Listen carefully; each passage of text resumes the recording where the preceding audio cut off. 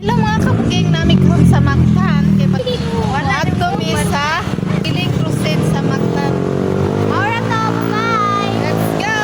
Excited na kayo mi. Nagbakray na day magikan sa esquina Isuya pa doon sa Mactan Shrine mga kabuging. Kay dool ra man ni unya medyo sayo-sayo pa man pod mga kabuging.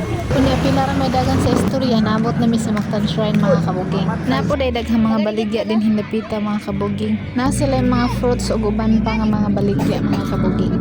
Kunyari day may nakapanglingkod sa tubangan mga kabuging kay pag-abot na mo gamay pa man ang tao.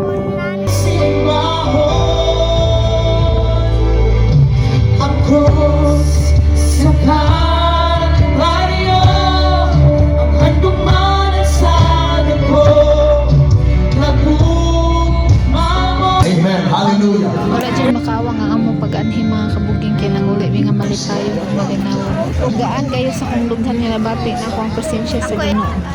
Tinoo jud milagroso kayo ang Ginoo. Basta ikaw adunay dako kayo nga pagtuo diha sa Ginoo. Wa gyud imposible diha kaniya.